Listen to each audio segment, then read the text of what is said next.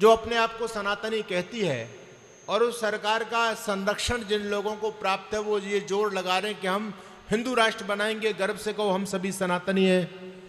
लेकिन सनातन को जानना बड़ा कठिन काम है। वो कहते अपने आप को सनातनी है, लेकिन सनातन का उनको मतलब नहीं पता कि सनातन होता क्या है। यहाँ स्कूल के बच्चे बैठे हुए हैं, मैं आप लोगों से पूछना चाहता हूं कि धर्म एक होता है या अनेक होते हैं? जो आर्य समाज से जुड़े हुए लोग हैं वो कह रहे हैं कि धर्म एक होता है, लेकिन बाकी जो स्कूल से आए हमारे बेटे और बेटियां हैं वो अभी कंफ्यूज हैं, उनको उत्तर नहीं सूझ रहा।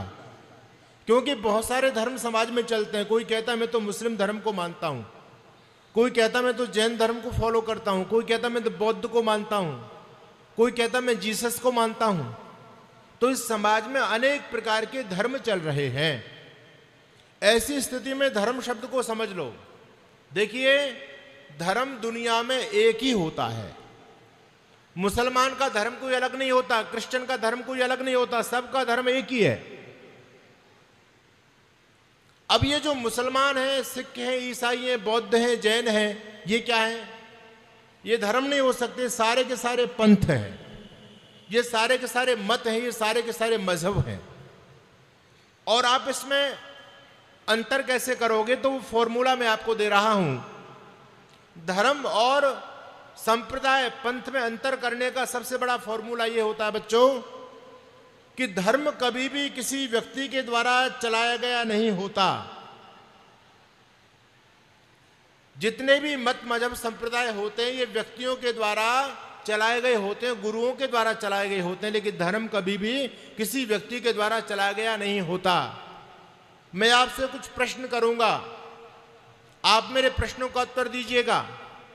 और यदि मैं आपसे ये पूछूं कि ये धर्म किसने चलाया और आप उस धर्म को चलाने वाले व्यक्ति का नाम बता दें, तो बच्चों ध्यान से सुनना मेरी बात को। वो धर्म कदापि नहीं हो सकता, वो पंथ होगा, वो मजहब होगा, वो संप्रदाय हो सकता है, लेकिन धर्म कदापि नहीं हो सकता, क्योंकि धर्म का कोई फाउंडर नहीं होता है। उदाहरण के लिए मेरा आपसे पहला प्रश्न है, इस्लाम किसने चलाया? क्या जवाब है आप लोगों के पास में? बोलिए। मोहम्मद ने चलाया। इसका मतलब ये धर्म नहीं है। जैन मत किसने चलाया? जैन धर्म किसने चलाया? बोलो। महावीर स्वामी ने, ऋषभ देव जी ने चलाया। इसका मतलब ये धर्म नहीं है। बौद्ध धर्म किसने चलाया? महात्मा गौतम बुद्ध ने। इसका मतलब ये भी धर्म नहीं है। अगर आप उस धर्म के फाउंडर का नाम बताते चले जाएंगे तो उसको धर्म से कट कर दो, ये धर्म नहीं है। मजहब हो सकता है, मत हो सकता है, पंथ हो सकता है। ईसाईयत किसने चलाई? ईसाई धर्म किसने चलाया? ईसा मसीह ने। इसका मतलब यह भी धर्म नहीं है। सनातन धर्म किसने चलाया? बोलो, जवाब दो। है आपके पास कोई उत्तर? अरे आप लोगों में कोई ऐसा व्यक्ति है जो सनातन धर्म के फाउंडर का नाम बता सके? क्या भगवान कृष्ण ने चलाया था सनातन धर्म? क्या भगवान राम ने चलाया था? क्या ब्रह्मा जी ने चलाया था? क्या गौतम, कपिल, कणाद, ऋषिवर, पतंजलि, महर्षि दयानंद ने चलाया था? क्या यही धर्म है? जिस धर्म का आप फाउंडर नहीं बता सकते वही धर्म होता है। बाकी जिसका संस्थापक आप बता सकते हैं वो धर्म कदापि नहीं हो सकता।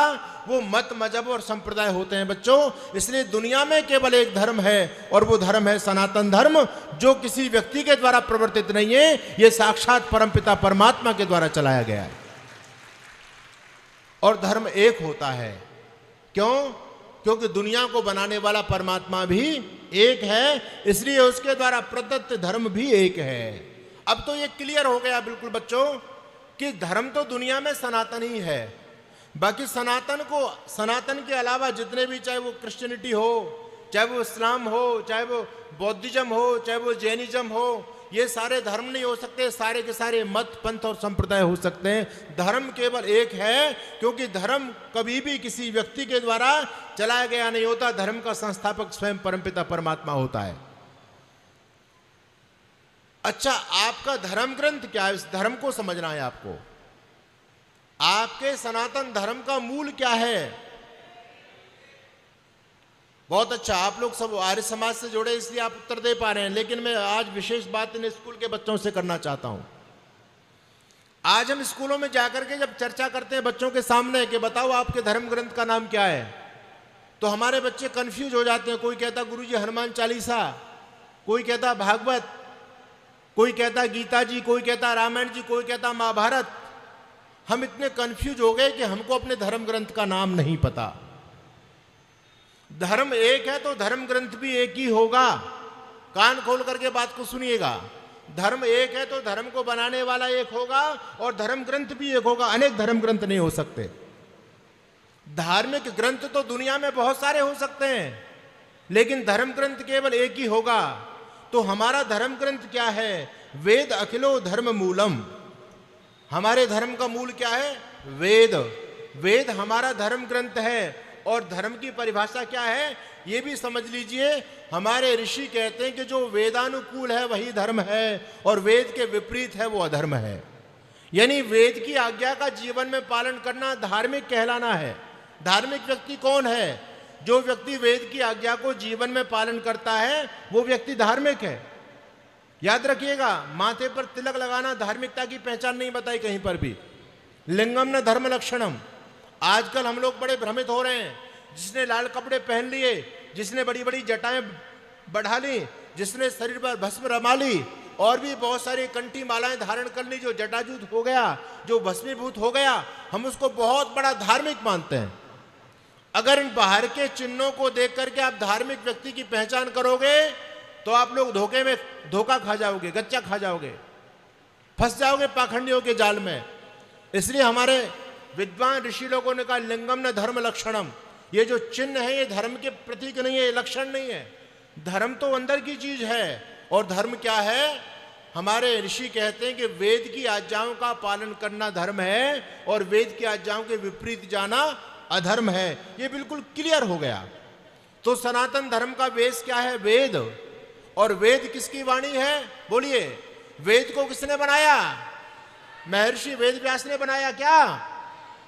आज एक बहुत बड़ा भ्रम समाज में चल रहा है और इसके अंदर देश के बड़े बड़े बुद्धिजीवी लोग भी इस भ्रम के अंदर आ चुके हैं। और तो और देश के यशस्वी प्रधानमंत्री श्री नरेंद्र भाई मोदी जी भी ये कह रहे हैं कि वेद महर्षि वेद व्यास के बनाए गए हैं। आर्य समाज के संगठन को छोड़ करके दुनिया में विद्वान साधु संत महात्मा हैं, वो तो इस बात को कहते हैं कि वेद अपौरुषेय हैं, वेद ईश्वर ने बनाए हैं। लेकिन हमारे धर्म गुरुओं में भी बहुत सारे गुरु घंटाल ऐसे हैं जिनको वेदों के ABCD का भी पता नहीं है, जो कहते हैं वेद समय समय पर ऋषियों के द्वारा लिखे गए हैं। जैसे कि हमारी वेद की ऋचाओं पर जिन ऋषियों का नाम अंकित होता है, तो हमारे बहुत सारे धर्मगुरु कहते हैं कि ये ऋचाएं इन्हीं ऋषि लोगों के द्वारा बनाई गई हैं। कोई कहता वेद केवल 5000 साल पुराना ग्रंथ है, कोई कहता केवल 3000 साल पुराना ग्रंथ है। ऐसी स्थिति में सत्य को जानना अत्यंत आवश्यक है। तो मैं निवेदन आप लोगों के वेद बीच में कर रहा था कि वेद किसी व्यक्ति ने नहीं लिखे बच्चों। वेद साक्षात परमपिता परमात्मा का ज्ञान है। जो सृष्टि की आदि में भगवान जो ज्ञान देते हैं उसको वेद कहते हैं। तो वेद अपौरुषेय है, वेद किसी व्यक्ति ने नहीं लिखा। वेद को मानना ही धार्मिकता है। हमारा